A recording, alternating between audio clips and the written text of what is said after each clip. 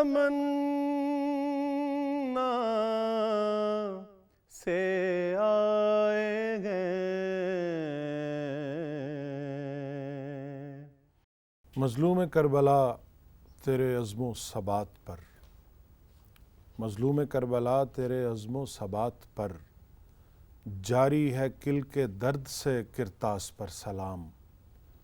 جو حریت کا غازہ بنا اس لہو کی خیر، جو حریت کا غازہ بنا اس لہو کی خیر، سینچا ہے جس نے دین کو اس پیاس پر سلام۔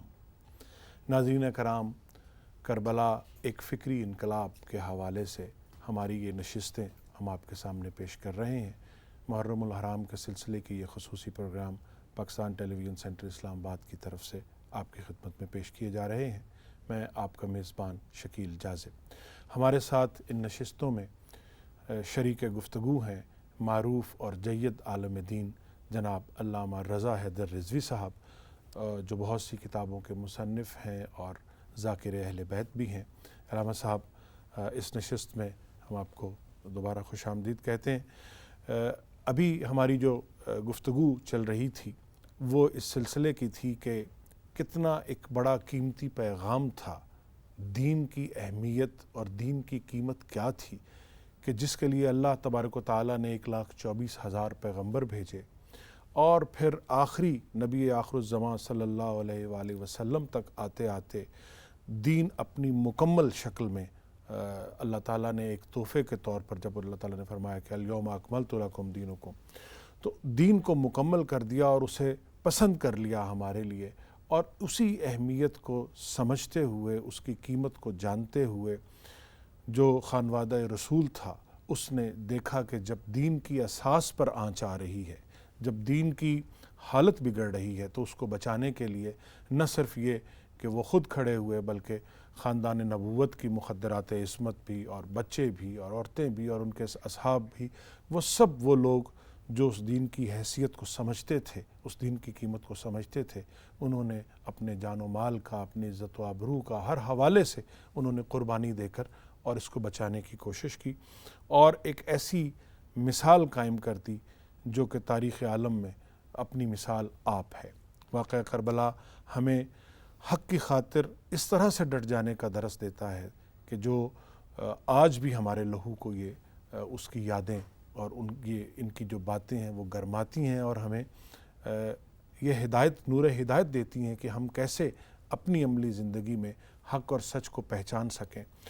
جو یہ واقعات سارے رونما ہوئے، جب ہم دیکھتے ہیں کہ ان کا ویسے تو ہسٹوریکلی جب ہم دیکھیں تو اس کا تسلسل بہت دور سے آتا ہے، لیکن ہم اگر 61 ہجری کے واقعات کو دیکھتے ہیں یا 60 ہجری کے واقعات کو دیکھتے ہیں، جس میں حضرت امام حسین علیہ السلام نے جن حالات میں یا جس سچویشن میں اس سفر کا ارادہ کیا، آپ مدینے سے مکے آئے اور پھر مکے میں حج کے احرام کو عمرے میں بدل کے آپ نے، وہ کیا مقاصد آپ کے پیش نظر تھے کہ آپ نے کوفہ کی طرف اپنا سفر اختیار کیا؟ بسم اللہ الرحمن الرحیم۔ نبی آخر الزمان سردار الانبیاء حضرت محمد مصطفیٰ صلی اللہ علیہ وآلہ وسلم کا فرمان مقدس ہے کہ ان الحسین مصباح الہدی و سفینۃ النجات، بے شک، بے شک، کہ بے شک یہ میرا حسین ہدایت کا چراغ ہے اور نجات کا سفینہ ہے۔ واہ! اور یہی وجہ ہے کہ آج تک 1400 سال گزرنے کے بعد بھی واقع کربلا اسی طرح تر و تازہ ہے، اسی شدت کے ساتھ، بے شک۔ جس سید الشہداء کی وہ عظیم قربانی کا ثمرہ ہے کہ اپنے خون مقدس سے سید الشہداء نے اس دین کو، اسلام کو سینچ کے پروان چڑھا دیا۔ بے شک۔ وہی جو گفتگو ہماری گزشتہ نشستوں میں رہی کہ کیا مستورات ہوں کیا بچے ہوں، کیا بوڑھے ہوں، کیا بوڑھے ہوں، کیا جوان ہوں. بے شک. اگر ہم دیکھیں تو آپ نے جو سوال فرمایا اس کے جواب میں بس اتنا ہی عرض کرنا کفایت ہے کہ سید الشہداء کی وہ وصیت جو اپنے بھائی محمد حنفیہ کو کی، اور اس وصیت میں ایک مکمل پیغام ہے. سید الشہداء نواسہ مصطفیٰ صلی اللہ علیہ وآلہ وسلم کا یہ فرمان کہ میں اپنے نانا کی امت کی اصلاح کے لیے جا رہا ہوں. بیش. اور یہ مدینے میں جب آپ نے سفر اختیار ارادہ کیا تو آپ نے جب بلوا سید کے الشہداء سے بیعت کا مطالبہ ہوا، اور وہاں پر بھی اس وقت کا جو حاکم تھا اس کے دربار میں سید الشہداء کا ولید بن عقبہ کے وہ فرمان مقدس کہ مجھ جیسا تجھ جیسے کی بیعت نہیں کر سکتا، مثلی لا یباع مثلہ. سبحان اللہ. امر ہو گیا اور ایک قیامت تک کے لیے پیغام دے دیا. اور پھر جب سفر کا ارادہ کیا تو وہ وصیت ایک اساس کے طور پہ آئے. بہت اچھی بات کہ میں اپنے نانا کی امت کی اصلاح کے لیے جا رہا ہوں. میرا مقصد سفر جو ہے اس کا کوئی اور مقصد نہیں ہے، اصلاح کے لیے. اور اس کا دوسرا جو دوسرا فقرہ ہے سید الشہداء کا فرمان مقدس، وہ بہت ڈیسائسو ہے. میں اپنے نانا کی امت کی اصلاح کے لیے جا رہا ہوں. اپنے نانا رسول اللہ صلی اللہ علیہ وآلہ وسلم کی سیرت پہ چلتے ہوئے اور اپنے بابا علی مرتضیٰ کی سیرت پہ چلتے ہوئے. سبحان اللہ. سبحان اللہ. سید الشہداء نے صلوات اللہ سلام اللہ علیہ، سید الشہداء فرزند رسول نے وہ لائن ڈیفائن کر دی، وہ ایک پیمانہ، ایک میزان بیان کر دیا. واہ واہ. بے شک. اور یہ بھی بات ذہن میں رہے کہ سید الشہداء جب مدینے کو ترک کر رہے ہیں، اچھا دربار میں ایک اور فقرہ بھی ہے، وہ بھی بیان کرنا مناسب ہوگا، جو تاریخ نے لکھا کہ سید الشہداء نے فرمایا اگر تو یہ اتنا ہی اچھا عمل ہے تو رات کے اندھیرے میں کیوں بلا رہا ہے؟ مجھ سے دن کی روشنی میں مجھ سے بیعت طلب کرو، اور جو کر سب فیصلہ کریں گے میں بھی اس کے بعد فیصلہ. اگر کوئی اتنا ہی اہم عمل ہے، اتنا ہی کوئی غیر مشکوک عمل ہے، تو اب دن کی روشنی میں مجھ سے سوال کرنا، میں جواب دوں گا. بے شک. اور پھر وہ پیمانہ کہ مجھ جیسا تجھ جیسے کی بیعت نہیں کر سکتا. اور اب جب چلنے کا ارادہ کیا تو تاریخ نے یوں لکھا کہ راوی کہتا ہے کہ سید الشہداء اس طرح نانا کے روزے پہ آئے، اللہ اکبر، کہ قبر رسول پہ اپنا رخسارہ رکھ دیا. سبحان اللہ. اور فرمانے لگے نانا ہائے ہائے امت نے ستایا ہے، ہائے ہائے. نانا مجھے اپنے پاس بلا لو. نانا واہ. حسین جا رہا ہے، نانا اب حسین لوٹ کے نہیں آئے گا. اللہ اکبر. آنکھ لگ گئی، آنسو بہہ رہے تھے. یعنی غش آیا حسین کو. عالم خواب میں نانا کی زیارت ہوئی. یہ پھر کسی مقام پہ عرض کریں گے. اور پھر وہاں سے اٹھے تو راوی کہتا ہے حسین ایک قبر کی جانب چلے. اس طرح چلے کہ جب قبر کے قریب، قبر مبارک کے قریب پہنچے تو کہا بھیا اب حسین لوٹ کے نہیں آئے. اللہ اکبر. اللہ. یعنی اپنے بھائی حسن مجتبیٰ کی قبر علیہ السلام. اور اب وہی راوی یہ لکھتا ہے کہ اب حسین ایک قبر کی جانب ایسے بڑھے کہ جیسے چھوٹا بچہ ماں کی گود دیکھ کے لپکتا. سبحان اللہ. اب وہ کسی اور کی نہیں، سبحان اللہ. مادر حسنین بنت رسول حضرت فاطمہ الزہرا صلوات اللہ سلام اللہ علیہا کی قبر مبارک تھی. کہا ماں بیٹے کا سلام قبول کرو. اما حسین جا رہا ہے، اما اب حسین لوٹ کے نہیں آئے. نہیں آئے. یعنی سید الشہداء نے یوں فرمایا کہ السلام علیک یا اماں، اے مادر گرامی ہمارا سلام ہو. بعض مورخین نے لکھا کہ قبر بی بی سے آواز آئی وعلیک السلام یا غریب العم، اے ماں کے پردیسی بیٹے تجھ پہ بھی ماں کا سلام. سبحان اللہ، سبحان اللہ.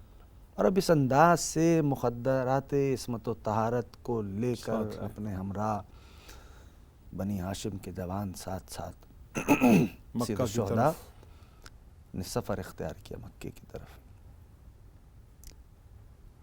مقصد کیا ہے؟ طلب اصلاح امت جدی. تاکہ امت کو یہ بتایا جائے کہ اس وقت جو حالات ہیں وہ کیا ہیں. یعنی شریعت کھلے عام پامال کی جا رہی تھی. کون بولے گا؟ وہی کہ جس کے گھر سے اسلام چلا ہو. اور وہ معاہدہ جس معاہدے کی بنیاد پر جو ہے وہ ایک پچھلا عرصہ گزرا تھا، اس معاہدے کو بھی پامال کیا گیا، اس معاہدے کی بھی بدعہدی کی گئی. اور اب سید الشہداء چلے. تاریخ نے لکھا کہ وہ مولا کا جو سفر تھا، امام مظلوم کا، امام علی مقام کا، اس سفر میں مستورات ہمراہ ہیں، بنی ہاشم کے جوان ساتھ ہیں، سامان سفر موجود ہے. اور مکہ وارد ہوئے. پھر ملاقاتوں کے سلسلے. ظاہر سی بات ہے کہ میں نے عرض کیا تھا کہ فرزند رسول کوئی غیر مانوس ہستی نہیں تھی. بے شک، بے شک. وہ تو جہاں پہنچتے تھے وہ لوگ پروانوں کی طرح ان کے گرد اکٹھے ہو جاتے. نواسۂ مصطفیٰ صلی اللہ علیہ وآلہ وسلم. بے شک. کہ اور وہ واحد اس وقت میرا خیال ہے خاندان نبوت میں سے جو ان کے چشم و چراغ جو تھے فرزند رسول وہی تھے. سید الشہداء تھے. یہ جو سفر اختیار ہوا، ظاہر سی بات ہے کہ فرزند رسول کا یہ سفر جہاں جہاں تک لوگوں کو خبر ہو رہی تھی کہ تو لوگ سوال کرتے تھے آتے کہ اس سفر کا سبب کیا ہے، اس سفر کی علت کیا ہے، اس سفر کا مقصد کیا. اور پھر جوں جوں رفتہ رفتہ لوگوں سے ملاقات ہوئی. جب سید الشہداء مکے آئے، وقت گزرتا رہا. 6 ماہ کا عرصہ غالباً مکہ میں قیام ہے. ذی الحج، اور ذی الحج میں ایام حج. سید الشہداء وہاں سے بھی چلے. حالانکہ حج کا احرام آپ نے باندھا ہوا تھا، باندھا ہوا، لیکن اطلاعات وہ آئیں کہ عالم کیا ہے کہ خانہ- حرمت کعبہ خانہ کعبہ کی حرمت کی پامالی کی خبر، بیت اللہ کی حرمت محفوظ رہے. تو اس چیز کو بچانے کے لیے کہ حرمت کعبہ کی حفاظت کے لیے سید الشہداء نے حج کو عمرے سے بدلا. اور اب جو سفر اختیار کیا تو اس سفر کا عالم یہ. وہ کوفہ کی طرف. اور پھر سفر تو سید الشہداء کا کربلا کی طرف تھا، بجانب کربلا.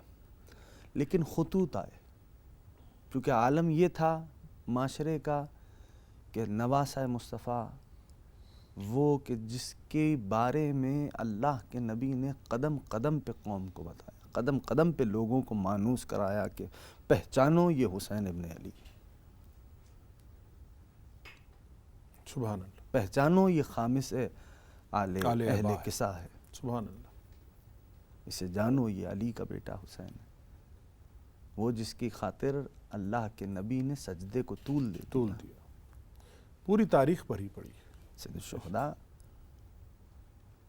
اور اب وہ سفر خطوط آنا شروع ہوئے، اور سید الشہداء نے اپنے سفراء کو بھی معین کیا. ان میں سے ایک سفیر کو سید الشہداء نے کوفے کی طرف بھیجا، اپنے چچا زاد بھائی حضرت مسلم بن عقیل کو. سفراء تو اور بھی گئے کوفہ. قیس ابن مصہر سیداوی یہ بھی کوفہ آئے، یہ بھی سفیر تھے، اور ان کے ساتھ بھی وہی ہوا، شہید کیا گیا ان کو. اور جب جناب مسلم کو بھیجا مسلم ابن عقیل، یہ کون ہے؟ حضرت عقیل کے عقیل بیٹے کے صاحبزادے ہیں جی، اور چچا زاد بھائی ہیں مولا امام حسین کے۔ تو تاریخ نے اس بات کو لکھا کہ سید الشہداء نے ایک فقرہ لکھا، افضل من اہل بیتی و ثقتی، میں اسے بھیج رہا ہوں جو میرے اہل بیت میں افضل ہے، سبحان اللہ سبحان اللہ، و ثقتی مجھ حسین کے اعتماد کی جگہ ہے۔ واہ، اور سید الشہداء نے جناب مسلم کو مبعوث کیا، وہ کوفہ گئے، اور جب جانے لگے تو ایک اور فقرہ بھی تاریخ نے اپنے سینے پہ محفوظ کیا۔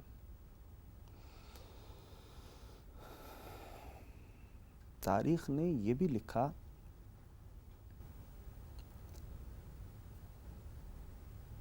کہ جب سفیر بنانے کا معاملہ آیا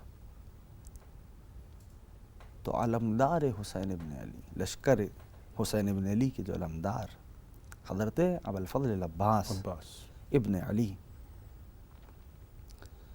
فرمان لگے کہ آقا میں ثانی علی ہوں، سبحان اللہ، مجھے بھیجیے۔ مجھے بھیجیے۔ تو اب یہاں پر ایک اور جملہ ہے، اے عباس، سید الشہداء امام علی مقام فرماتے ہیں انت حریمی، سبحان اے اللہ عباس آپ میرا حرم ہیں، سبحان اللہ، اور حرم کا کام یہ ہوتا ہے کہ جو اس میں ہوتا ہے حرم اس کی حفاظت کرتا ہے۔ حفاظت کرتا ہے، وعم علی مسلم ہی کقیمت الثاریہ، اللہ، لیکن جہاں تک مسلم کا سوال ہے تو مسلم میرا چلتا پھرتا خیمہ ہے۔ خیمہ ہے، اور تاریخ نے لکھا کہ جناب مسلم کو سبحان امام اللہ، مظلوم نے جب رخصت کیا تو کیفیت کیا تھی؟ تاریخ کے جملے ہیں کہ مسلم کو ایسے ودا کیا کہ جیسے گھر سے میت کو رخصت کیا جاتا ہے، یعنی امام علی مقام کو اس بات کی خبر تھی۔ ادراک تھا، بے شک، اور چونکہ واقع کربلا رسول خدا جب مولود ہوا، امام مظلوم کا، امام حسین کا جب مولود ہوا تو رسول اللہ کو خبر دی جا چکی تھی، اور حضرت نبی جبریل آخر زمان کی آنکھوں سے آنسو بھی مٹی بھی جاری لے کر ہوئے، آئے، اور وہ مٹی بھی ملی، اور وہ جو حضرت خاک ام تھی سلمہ وہ کے پاس جناب وہ ام مٹی سلمہ محفوظ بھی تھی، رضی اللہ تعالی عنہا کی خدمت میں رکھی جی، گئی۔ اور جی، جب سید الشہداء نے مدینے سے سفر کا آغاز کیا تو پھر جب حضرت نانی مسلم سے ودا کرنے کے لیے آئے تو فرمایا نانی جان جب اس خاک کو دیکھ لیجئے گا کہ یہ خون میں تبدیل ہو اللہ گئی تو سمجھ لیجئے گا کہ آپ کا اللہ حسین مارا گیا۔ اللہ اکبر، تو یہ وہ معاملات تھے۔ اور جب جناب مسلم ابن عقیل یعنی ابن عم امام مظلوم کے چچا کے بیٹے جب کوفہ آئے تو لوگوں نے اون کیا، اور وہ یہ بھی بڑا معاملات اہم ہوئے۔ نکتہ ہے کہ جب حضرت مسلم بن عقیل کوفہ پہنچتے ہیں تو اہل کوفہ نے ایک بڑی ابتدا میں تعداد، بڑا استقبال کیا ایک ان کا۔ بڑی تعداد۔ اب یہ پھر سوچنے کا مقام ہے کہ ایسا کیا ہوا رونما واقعہ۔ یہ جو طلاب ہیں تاریخ کے وہ اس کا دقیقاً مطالعہ کریں تو یقیناً نتیجے تک آئیں گے کہ ایسے کیا واقعات رونما ہوئے کہ مسلم کی یہ کیفیت ہوئی کہ جناب مسلم کو شہید کیا گیا۔ کہاں وہ پورا شہر جو ان کی میزبانی کا شرف حاصل کرنے کے لیے بےتاب تھا، اور کہاں وہ وقت آ گیا کہ انہیں کوفہ کی گلیوں میں جو یعنی ہے یہ وہ یوں ہی تو نہیں ہو سکتا نا، اس کے جی۔ پیچھے کوئی نہ کوئی علت، کچھ نہ کچھ اسباب، کوئی نہ کوئی ایسے معاملات ضرور رونما ہوئے کہ جس بنیاد پہ یہ عمل انجام پایا۔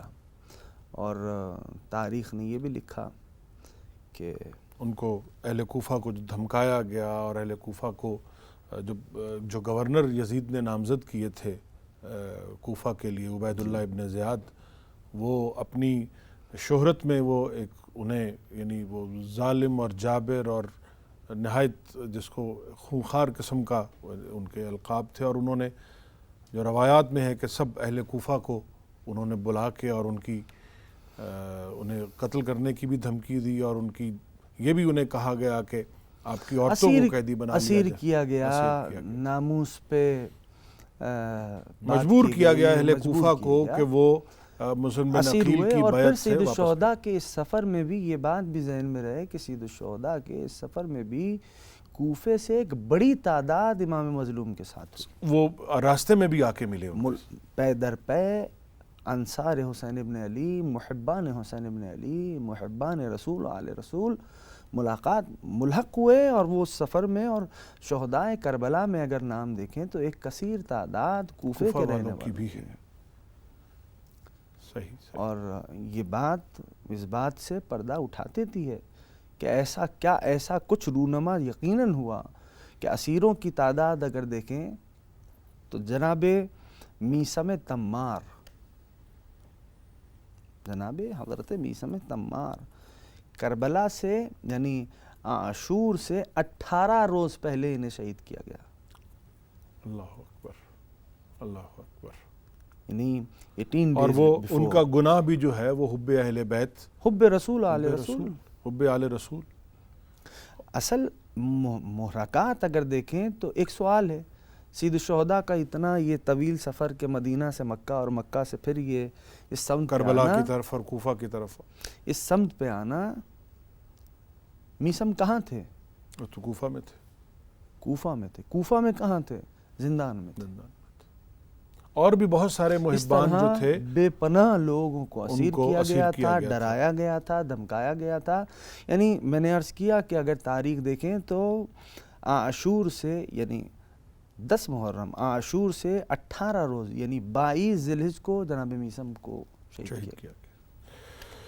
ناظرین اکرام، یہ گفتگو کا سلسلہ ہمارا جاری ہے. امام عالی مقام کا آج کی نشست میں ہم نے یہ دیکھا کہ جو سفر انہوں نے مدینہ سے شروع کیا اور مکہ تک پہنچے، اور پھر ایسے حالات مکہ میں پیدا کیے گئے کہ انہیں حرمت خانہ خدا کو بچانے کے لیے حج کا احرام بھی عمرے میں بدلنا پڑا، اور وہ وہاں سے پھر کوفہ کی طرف جب نکلے، کیونکہ اہل کوفہ کے بے شمار خطوط امام عالی مقام کی طرف آ چکے تھے، اور آپ نے اپنے قاصد اور اپنے سفیر اہل کوفہ کی طرف بھیجے تھے، جنہیں ابتدا میں بہت پذیرائی ملی، اور لوگوں نے یہ خواہش ظاہر کی کہ امام عالی مقام وہاں کوفہ تشریف لائیں تاکہ وہاں بیٹھ کر وہ ان معاملات کو دیکھیں. اور وہاں سے پھر امام عالی مقام نے اپنا سفر کوفہ کی طرف جب شروع کیا تو راستے میں پھر انہیں یہ دکھ بھری خبریں ملیں کہ ان کے سفیروں کو بھی شہید کر دیا گیا، اور ان کے جو محبان تھے ان کو زندان میں ڈال دیا گیا، اور وہ کوفہ جو کسی زمانے میں محبان علی سے بھرا ہوا تھا، وہ اس کوفے کو ان کے لیے ایک ایسی جگہ میں بدل دیا گیا کہ جہاں پر وہ پہنچ نہ سکیں. گفتگو کا یہ سلسلہ ہمارا جاری ہے. اگلی نشست میں اس سے آگے کے واقعات اور اس سے آگے کے معاملات پر علامہ صاحب سے ہم رہنمائی لیں گے. تب تک کے لیے اپنے میزبان شکیل جاذب کو اجازت دیجیے. فی امان اللہ. سبزہ اگے نہ پھول کھلیں، کچھ نیا نہ ہو،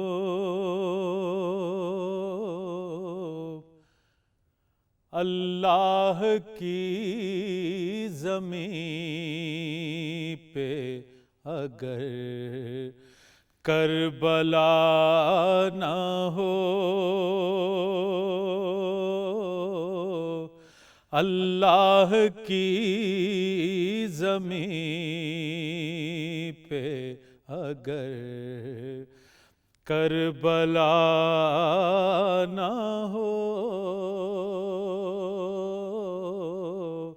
سبزہ اگے نہ پھول کھلیں، کچھ نیا نہ ہو.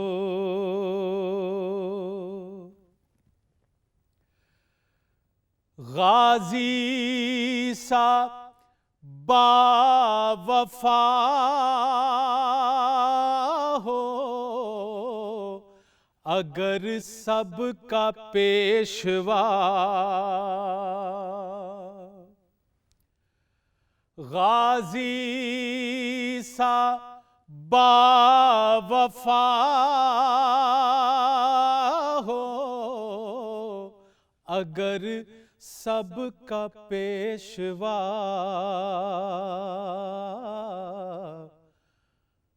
دعوے سے کہہ رہا ہوں کوئی بے وفا نہ ہو، دعوے سے کہہ رہا ہوں کوئی بے وفا نہ ہو۔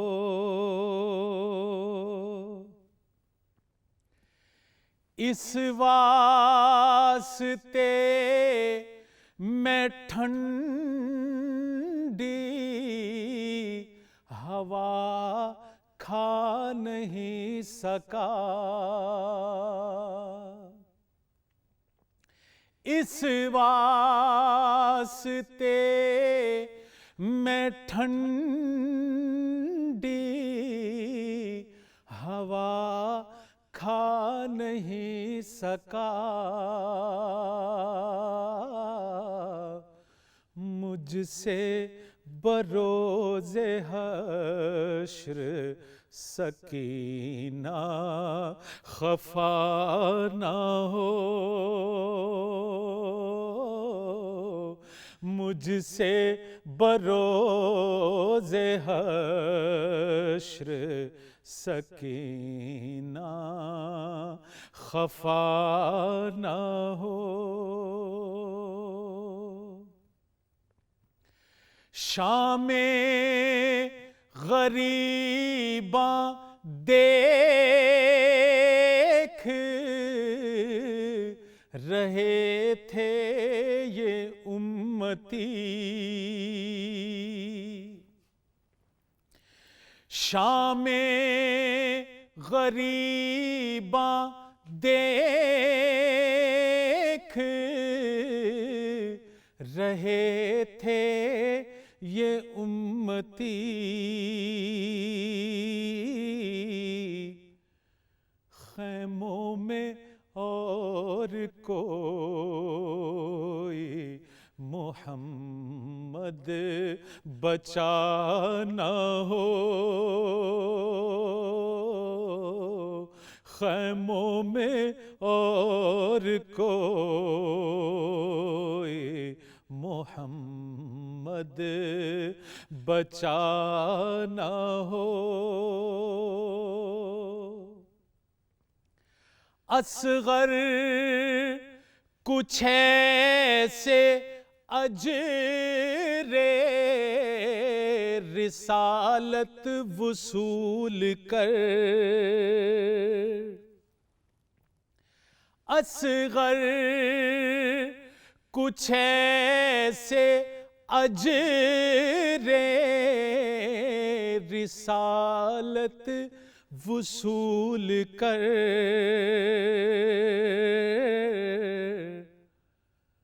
بابا کو آج تیرے گلے سے گلہ نہ ہو،